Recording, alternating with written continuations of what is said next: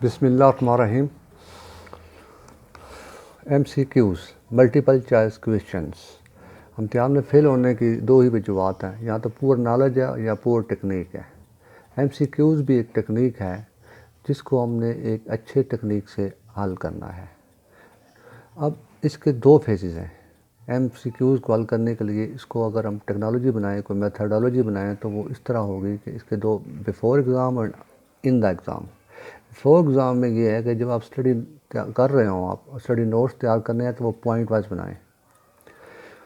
यानी कोई डेफिनेशन मिल रही है, कोई टर्म्स है, कोई आइडिया है, कोई ऑब्जर्वेशन है, तो आप लिस्ट तैयार कर लें, पॉइंट वाइज बनाएं, उसका टेबल तैयार कर लें। कुछ सिमिलरिटीज़ हैं, डिससिमिलरिटीज़ हैं, उनको आप पॉइंट वाइज लिख लें। तो ये आपका स्टडी, आपके MCQs बनने शुरू हो जाएंगे। ड्यूरिंग स्टडी आप बनाते चले जाएं। दूसरा ये है कि आप MCQ जो पुराने पेपर हैं वहाँ से इकट्ठे कर लें, मार्केट से उठा लें, दूसरों से उठा लें, उनको ख़ुद करें। आप जब ख़ुद करेंगे तो आपको अंदाज़ा हो जाएगा कि किस तरीके से इसकी क्या सॉल्विंग अप्रोच है। और बाद आप देखेंगे कि MCQ का रिज़ल्ट आपको समझ नहीं आ रहा होगा, यार ये क्यों ठीक कर रहा है। तो फिर आपने दोबारा जाना है अपने सब्जेक्ट पे। वो जो सब्जेक्ट है आपका, वो जो टॉपिक है, उधर जाकर दोबारा पढ़ें, आप उसको देखें, फिर आपको समझ आएगी कि MCQ क्यों उसने ये वाला मार्क ठीक किया है। उससे आपका दिमाग खुल जाएगा, आपको बेहतरीन समझ आएगा। ब्रेन स्टॉर्मिंग इसमें पे हो सकती है, तो साथी कोलीग से आप मशवरा गप लगा के समझ सकते हैं, अरे ये क्यों ठीक है, ये क्यों ठीक। ये हो गया बिफ़ोर एग्ज़ाम। अब आपने आना है एग्ज़ाम के अंदर। ये जो एग्ज़ाम है, जो पेपर जो आपके सामने आना है, तो आपको पता होना चाहिए कितने क्वेश्चन आने हैं और कितना टाइम है अवेलेबल और कितने से आप पास होंगे। अब आपके ये पेपर में आप जो बैठ चुके हैं, तो अब आपने जो पेपर करना है वो तकरीबन 4 राउंड्स में करना है। राउंड फर्स्ट ये होगा कि जब आप सवाल पढ़ते हैं तो आपके ज़हन में एक जवाब आता है। उस जवाब को आप ढूंढेंगे मल्टीपल चॉइसेस के अंदर। जो नहीं वो पॉइंट मिलता है वो उसको आप टिक कर दें। पहले ए में देखें, फिर बी में, फिर सी में, डी में, जो मिलता है उसको टिक करते जाएं। 1 किया, 2 किया, 3 किया, इस तरह आप करते चले जाएँ, आखिर तक चले जाएँ। जिसमें आपको शक है वो आप साथ छोड़ते चले जाएँ। जिसमें कैलकुलेशन है वो आप नेक्स्ट राउंड के लिए छोड़ दें। जिसका बिल्कुल नहीं पता वो भी अब नेक्स्ट राउंड के लिए है। 4 कैटेगरी बनेंगी जिसमें आपको पता है, एट द फर्स्ट टाइम ही आप जानते हैं, उसका 100% श्योर है। वो राउंड 1 में इजी है, टाइम टू कैलकुलेट, इजी फटाफट टिक करते चले गए आप। दूसरा राउंड में वो करना है जिसमें आपको शक है, नॉट श्योर है अबाउट दैट, उसमें एलिमिनेशन प्रोसेस यूज़ करेंगे।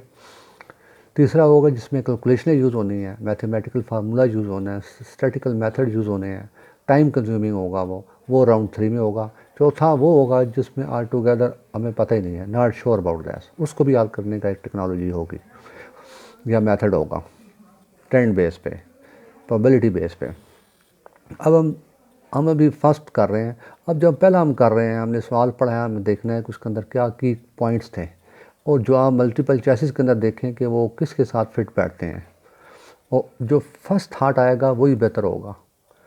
बात का आपको महसूस होगा कि यार ये ठीक नहीं है, कोई और कर लेना चाहिए था।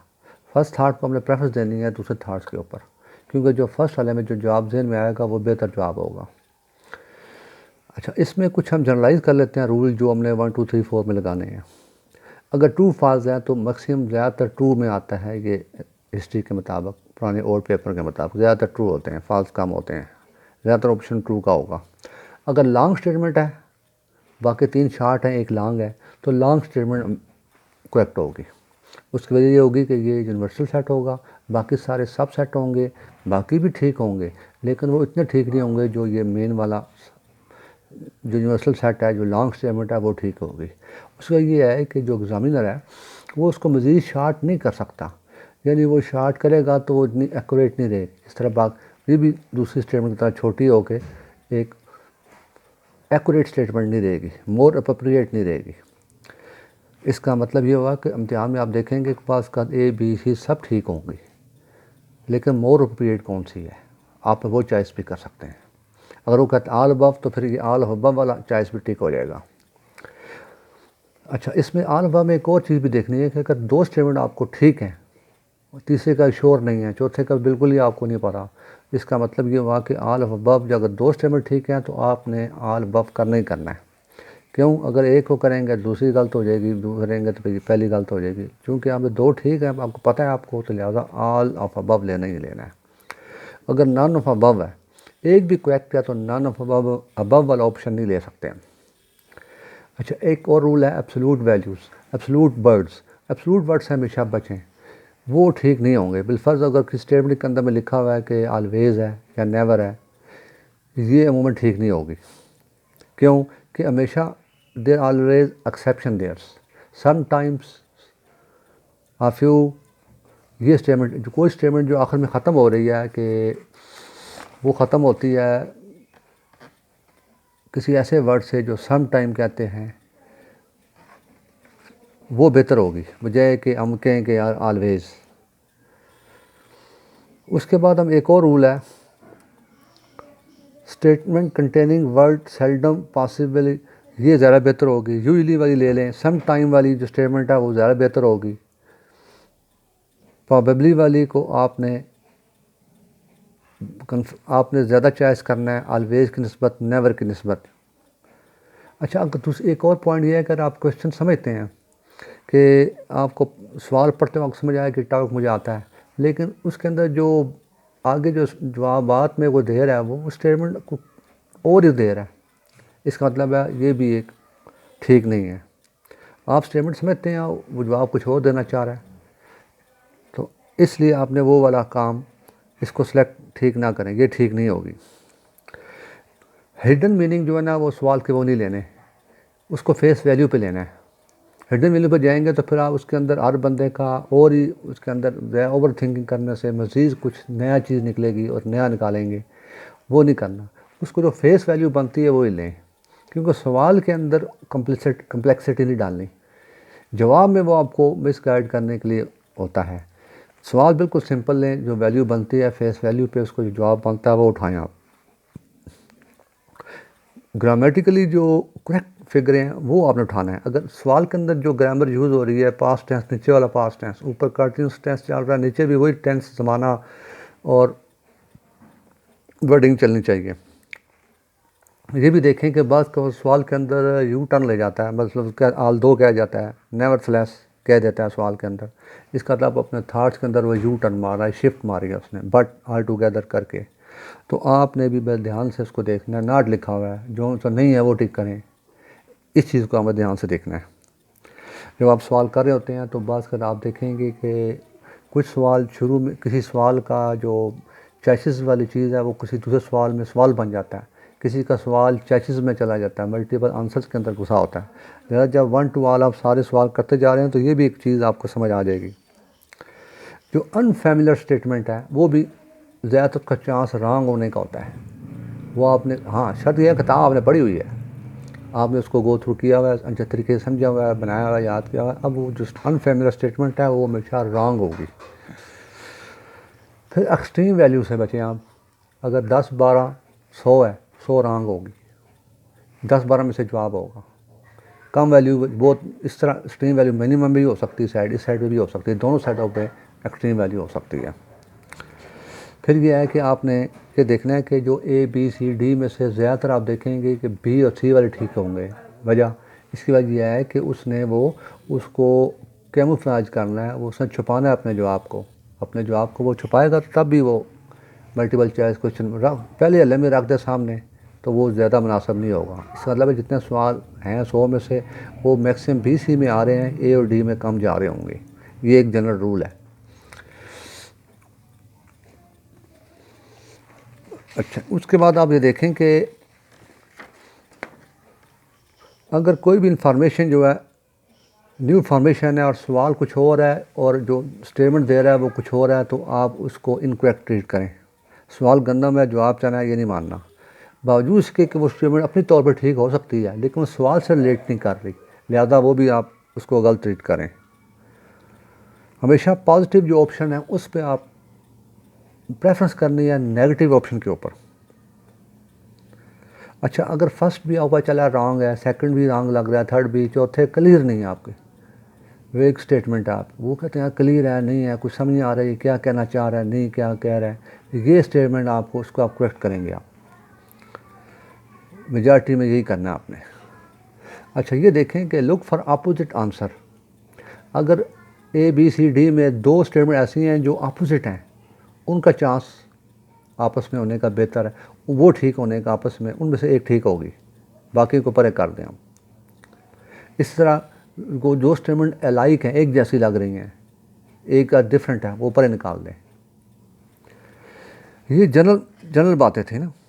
अब बात यह है कि सारे रूल अप्लाई करते हैं इन राउंड 4 के ऊपर। पहला राउंड था जिसमें आप जानते हैं, दूसरा ये है कि जिसमें आप श्योर नहीं हैं, उसमें एमुलेशन प्रोसेस चलना है।